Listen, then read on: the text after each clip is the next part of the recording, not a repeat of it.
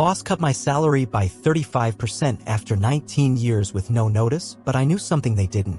After 19 years of breaking my back for this company, I held the notice in my trembling hands, my salary gutted by 35% without a single word of warning. As rage and betrayal washed over me, a slight smile crept across my face. They didn't know about the digital ledger I'd been keeping, meticulously documenting every shadowy transaction, every whispered threat, every corporate secret they thought was buried. They had just made their final mistake, and now the question wasn't whether I would survive this betrayal, but whether they would survive what I was about to unleash. The tiny red light on my phone blinked steadily as Director Carson's voice grew louder. My finger trembled slightly against the record button hidden beneath my desk. "Your performance isn't meeting expectations," he sneered, looming over me like a storm cloud. 19 years at Meridian Technologies, and this was my reward, watching a man 14 years my junior, who'd been with the company barely 3 years, tell me I wasn't good enough. "The numbers show my team exceeded targets by 17% this quarter," I replied, keeping my voice level despite the heat rising in my chest. The promotion I'd been promised, the one I'd worked nights and weekends for, had mysteriously vanished last week, only to reappear on Carson's brother-in-law's desk this morning. Carson's jaw tightened. "Numbers can be interpreted many ways, Richard." He dropped a folder onto my keyboard. "I've decided to reassign the Blackwell project to Greg's team." The Blackwell project? My project? The one I'd built from nothing into our biggest account. "That project's been mine for 6 years," I managed, fighting to keep my voice steady. "Not anymore." His smile never reached his eyes. "And I'm cutting your department's budget by 40%. You'll need to let 2 people go by Friday." My stomach clenched. "That's nearly half my team." "Business decisions aren't personal, Richard." He checked his watch theatrically. "Speaking of which, I need the Henderson presentation in an hour." "The one due next week?" "Plans change." He turned to leave, then paused. "Oh, and moving forward, your salary is being adjusted to reflect your diminished responsibilities." The papers he'd casually tossed on my desk confirmed it, a 35% reduction. Just enough to keep me employed, just enough to crush me beneath a mortgage I could now barely afford. Just enough to make me desperate. What Carson didn't know was that desperation had already driven me to protect myself. 3 months of his increasingly bizarre demands, project reassignments, and thinly veiled threats had pushed me to start documenting everything. The recording app on my phone captured our 4th off-record meeting this week. As Carson's footsteps faded down the hallway, I ran my fingers over the envelope containing my financial execution. 19 years distilled into a single percentage. I joined Meridian when we were still operating out of a converted warehouse, when Victoria Chin was still pitching to reluctant investors, when our product existed more in dreams than in code. I'd sacrificed birthdays, anniversaries, my children's recitals, all for the promise that loyalty would be rewarded. Now I knew better. The familiar weight of betrayal settled over me like an old coat. This wasn't the first time someone had tried to push me out of what I'd built. For years ago, when the company went public, there had been a similar purge of legacy employees whose stock options were about to fully vest. I'd survived that round by making myself indispensable to the Blackwell project. This time felt different, more calculated, more personal. I tucked the salary reduction notice into my bag and stepped out to the break room, needing caffeine to clear the fog of shock. The hallway that had once felt like a second home now seemed hostile territory. Had the other executives known this was coming? Were they watching, waiting to see if I would break? In the break room, Elena from accounting touched my arm sympathetically. "You look like someone kicked your dog," she whispered, glancing around to make sure we were alone. "Carson's cutting my salary by 35% and taking the Blackwell account," I said, the words tasting bitter. Her eyes widened. "That's not what he told finance. He submitted paperwork saying you requested reduced responsibilities for personal reasons." "What?" The mug slipped from my hand, shattering against the floor. Coffee splashed across my shoes, but I barely noticed. "There's more," Elena hesitated, lowering her voice. "The budget report shows the money from your salary cut isn't staying in your department. It's being transferred to a consulting company called Phoenix Solutions." The name hit me like a physical blow. Phoenix Solutions was the company Carson's wife had started last year. Elena leaned closer. "Richard, I've been seeing some other irregularities. Expense reports that don't match security timestamps.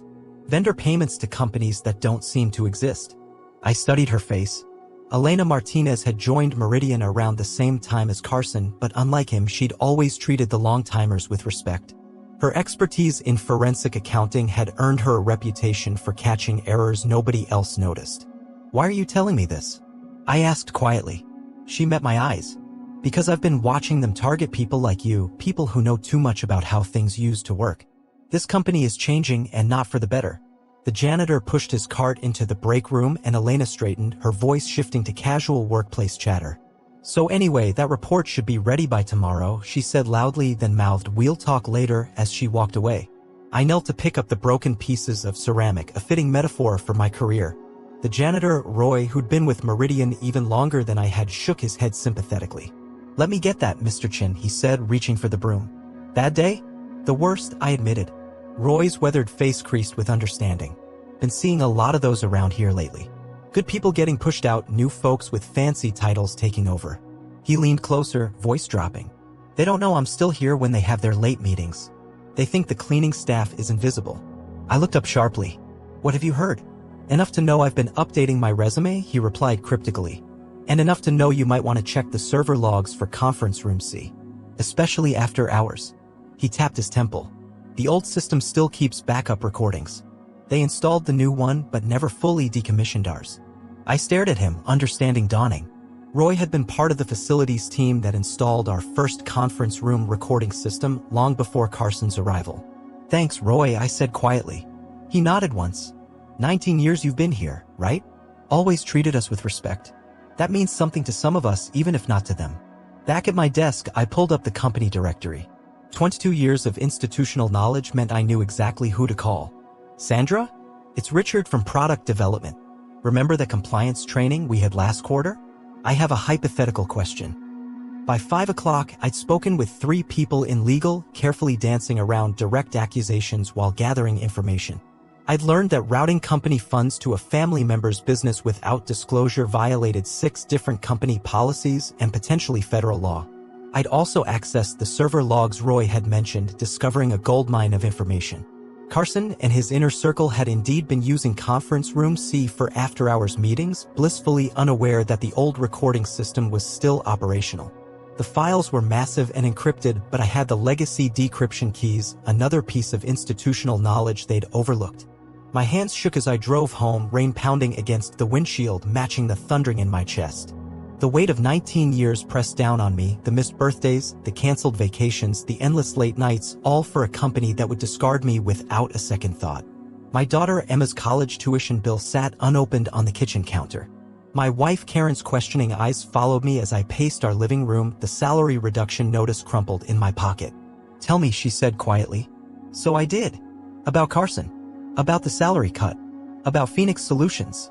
When I finished, she didn't offer empty reassurances. Instead, she asked, "What are you going to do about it?"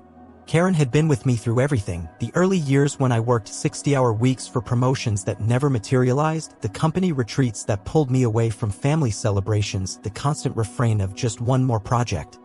That had become our family motto. She deserved better. We all did. "I'm going to fight," I said, the decision crystallizing as I spoke. "Not just for my job, but for what's right." Her hand found mine. "Then we fight together." "Dad?" Emma stood in the doorway, her laptop tucked under her arm. At 20, she was already more confident than I'd ever been, her computer science major making her the family's technical guru. "Is everything okay?" Karen and I exchanged glances. We'd always been honest with our children, especially now that they were adults. "My boss cut my salary by 35% today," I said. "And I think he's involved in something illegal." Emma's eyes widened. That's not right." "No, it's not." I sighed. "And I'm trying to figure out how to prove it." She sat down next to me, laptop already open. "What kind of evidence do you have?" That night, we formed an unlikely investigation team. Emma with her cybersecurity knowledge, Karen with her background in corporate compliance, and me with my 19 years of institutional memory. Together we began piecing together the puzzle of Carson's systematic dismantling of Meridian's ethical framework. At 3 in the morning, I slipped out of bed and opened my laptop. The blue light illuminated my face as I created a new folder labeled Insurance. Inside it, I saved the recording from today. Then I began methodically adding screenshots of emails, project timelines, performance reviews, and meeting notes collected over 3 months of growing suspicion. Emma had shown me how to create secure, encrypted backups that would leave no trace on the company's monitoring systems. "They'll be looking for unusual data transfers," she'd warned. "We need to stay under their radar." As dawn broke, I discovered something I hadn't been looking for. Buried in Carson's email threads carelessly stored on our shared development server was a series of communications with someone named Marcus Keller at Rival Systems, our biggest competitor. The subject lines were innocuous, but the contents chilled me. They were discussing Meridian's proprietary technology and client information, including details about the Blackwell security implementation. This wasn't just corporate bullying. This was corporate espionage. I reached for my phone and texted Elena, "Need to talk." "Not at the office." Her reply came instantly, "Riverside Coffee." 7:30. The morning air was crisp as I waited outside the coffee shop, away from security cameras and corporate ears. Elena arrived exactly on time, dressed in a crisp business suit, her dark hair pulled back in a professional bun. Only the shadows under her eyes betrayed that she might be as sleep-deprived as I was. "You found something," she said, skipping pleasantries. I nodded. "Carson's been talking to Rival Systems, sharing proprietary information." She didn't look surprised. "I've been tracking unusual financial transfers. Small amounts, $10,000, $15,000 flowing through shell companies. Last night, I found where they end up. Offshore accounts? Registered to shell corporations owned by Marcus Keller and James Carson." She sipped her coffee. "There's more. The Blackwell project, it has a security vulnerability built into it. A backdoor." My blood went cold. "Blackwell handles government defense contracts." "Exactly." Elena glanced around nervously. "This isn't just about corporate theft anymore, Richard. This could be national security. We need to take this to Victoria Chin," I said, referring to our CEO. "Before the damage is irreversible." Elena's expression darkened. "You really think the CEO doesn't know?" I thought about Victoria, who had built Meridian from a struggling startup to an industry leader. Her office walls were glass, her commitment to transparency famous throughout the company. Would she sacrifice everything she built for a quick profit? "I have to believe there are still good people at the top," I said. "Otherwise, what have I spent 19 years fighting for?" Elena studied me for a long moment. "You're either very naive or very brave. Either way, I'm in." "There's something else," I said, lowering my voice. "The old conference room recording system. It's still active. I have access to meetings Carson thought were private." Elena's eyes widened. That could be the smoking gun we need." "I need help decoding the financial schemes," I admitted. "My expertise is in systems, not money trails. And I need help understanding the technical implications of these security vulnerabilities," she countered. "We make a good team, Chin." We spent the next week gathering evidence, careful to maintain our normal routines at the office. Carson continued his campaign against me, reassigning another of my projects and making barely veiled threats in management meetings. Each time, I recorded everything, added it to my growing file of evidence, and plastered on a defeated expression to keep him convinced of his victory. The Blackwell situation grew more urgent when I discovered that the compromised security protocols were scheduled for implementation the following Monday. If deployed, they would create a virtually undetectable vulnerability in Blackwell's defense network, a vulnerability that Rival Systems could exploit for years to come. At home, Emma helped me build a secure communication system for our growing team of allies within Meridian. "It's called a dead drop," she explained, showing me how to use seemingly innocuous cloud storage locations to exchange information. No direct communications that could be traced. Karen, meanwhile, pored over company policies and federal regulations, highlighting exactly which laws Carson's actions violated. "This isn't just corporate malfeasance," she concluded grimly. "This is criminal conspiracy." On Friday, Carson forced me to fire 2 of my best developers, loyal employees with families and mortgages. I watched them pack their desks, helpless to explain that this was collateral damage in a corporate war they didn't even know was being waged. That night, I added their termination paperwork to my evidence file, hands shaking with rage rather than fear. "They're accelerating their timeline," Elena warned during our weekend meeting. "The quarterly financials are being prepared early. They're going to cook the books, strip the remaining assets, and be gone before anyone realizes what happened." "We need to move now," I agreed. "But we need to be certain. One false accusation and we'll be discredited forever." The breakthrough came from an unexpected source. Emma, my college-aged daughter, had come home for the weekend bringing her cybersecurity homework.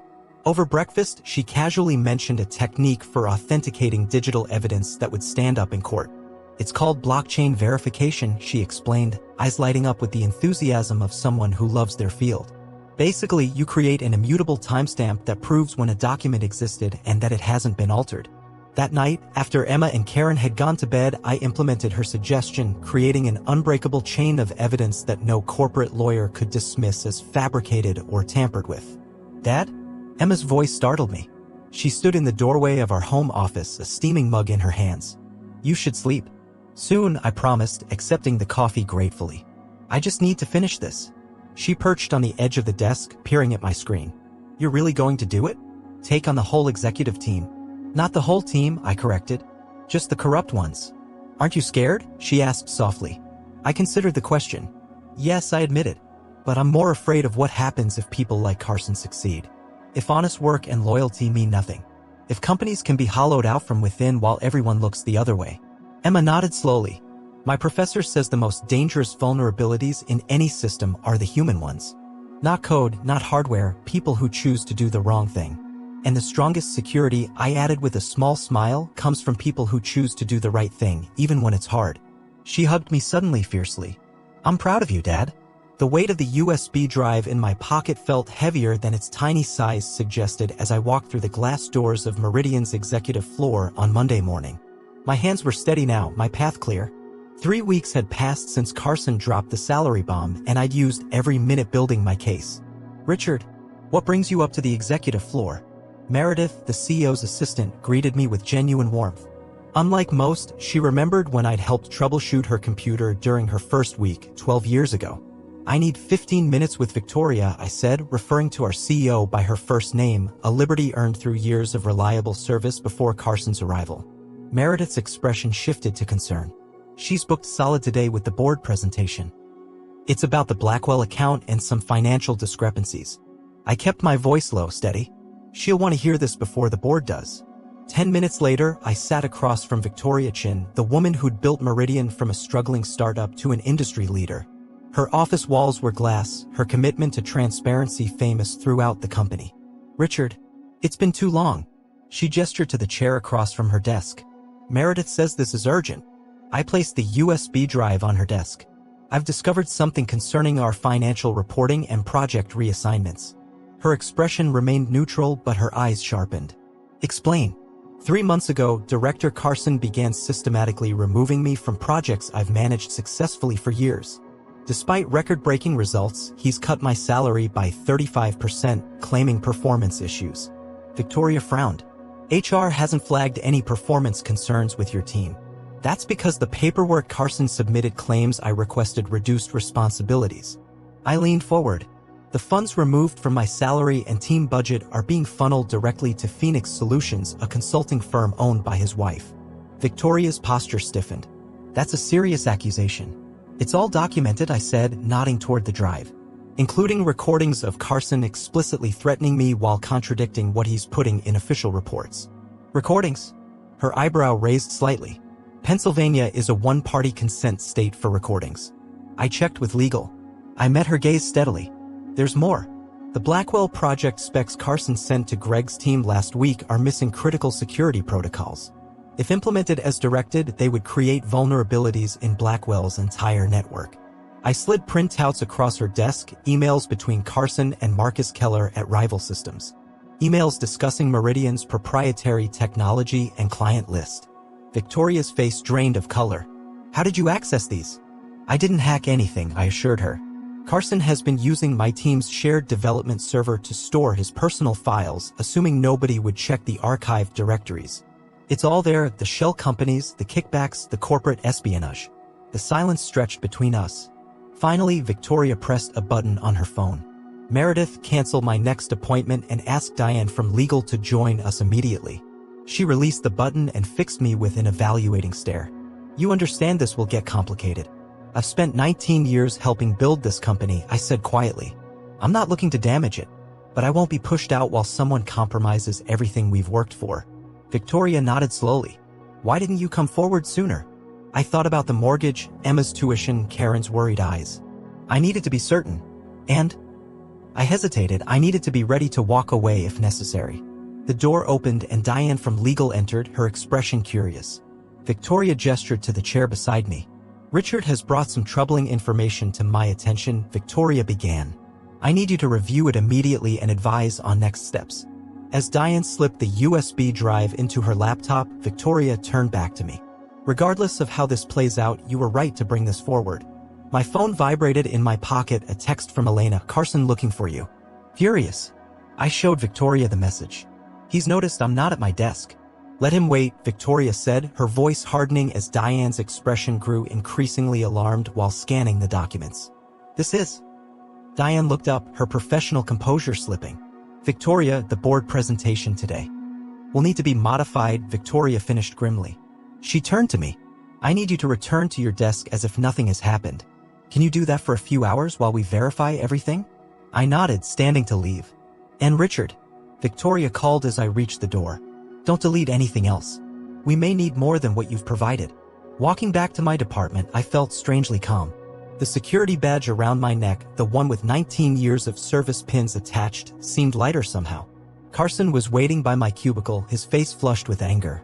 Where have you been? I've been calling you for 30 minutes. Coffee, I said simply, sitting down at my computer. The Blackwell implementation is failing preliminary security tests, he hissed. Greg's team is blaming your documentation. Of course they were. The documentation I'd provided was correct, but I'd also kept copies of the original specifications anticipating exactly this moment. I followed the exact protocols established in the project charter, I replied calmly. Would you like me to forward you the original specifications with the security protocols highlighted? Carson's expression flickered between rage and uncertainty. Just fix it. Now. As he stormed off, my email pinged with a meeting request. The sender, Victoria Chin. Subject, urgent review. Location, boardroom. Time, 2 p.m. The attached note was brief, bring your laptop and all project documentation. Speak to no one.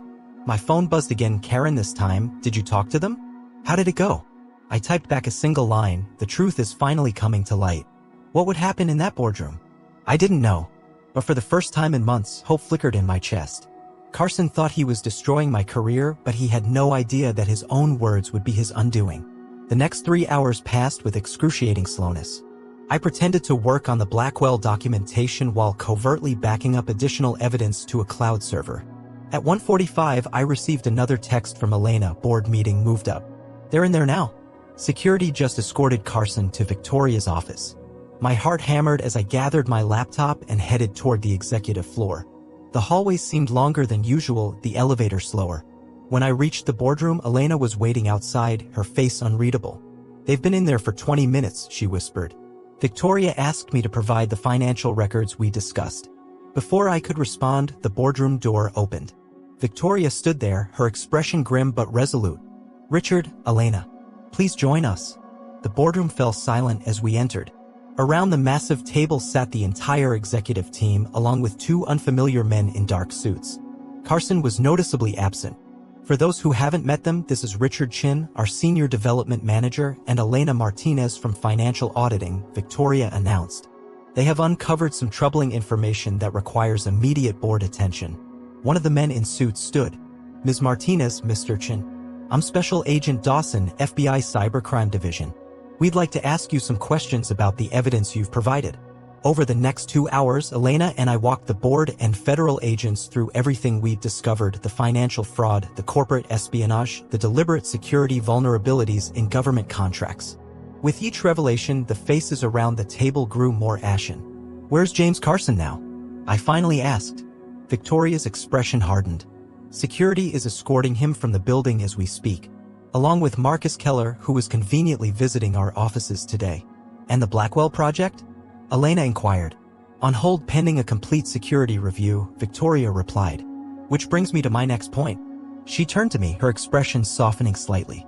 Richard, we need someone with intimate knowledge of the system to rebuild it properly, someone whose integrity is beyond question. I blinked, caught off guard. I assumed my position here was compromised. Victoria shook her head. On the contrary, you've demonstrated exactly the kind of ethical leadership this company was built on. Effective immediately, you're being promoted to Director of Security Integration with a salary commensurate with the role, a substantial increase from your original salary. The room spun slightly. After weeks of fighting to save my job, I was being offered a promotion? And I'd like Ms. Martinez to head our new Financial Integrity Division, Victoria continued, nodding to Elena. With direct reporting to the board. As the meeting adjourned, Agent Dawson pulled me aside. We'll need your continued cooperation in the coming weeks. This investigation is just beginning. You'll have it, I promised. Lawrence Blackwell himself called me that evening. The gruff defense contractor rarely spoke directly with anyone below C-suite level. Chin, his gravelly voice rumbled through the phone. Victoria tells me you're the one who caught this mess before it compromised my systems. Just doing my job, sir. Like hell. You saved both our companies from a disaster. I'm looking forward to working directly with you on rebuilding the security protocols. My team will make it right, I assured him, already thinking of how to rehire the developers Carson had forced me to terminate. I don't doubt it. There was a pause. Chin, people like us, the ones who build things to last, we're becoming rare in this industry. Too many are looking for the quick exit, the fast profit. I respect what you did. Couldn't have been easy. It wasn't, I admitted. But it was necessary. When this contract is done, we should discuss your future. My future? I echoed, confused. Morrison Blackwell is expanding its cybersecurity division. We need leadership that values integrity over profit. Think about it. The investigation unfolded over the next month, revealing a conspiracy more extensive than even Elena and I had discovered. 7 executives across 3 companies were indicted on charges ranging from wire fraud to conspiracy against the United States. The industry was rocked by scandal and Meridian's stock took a temporary hit.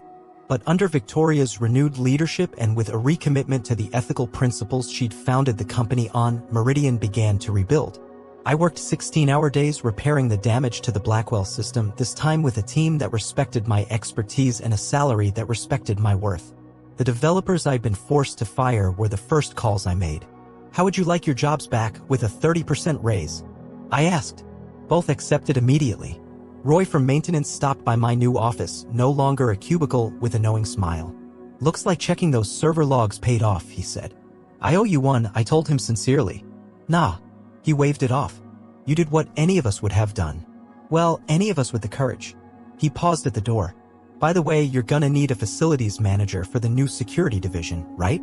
Someone who knows the old systems and the new. I smiled. I believe that position just became available.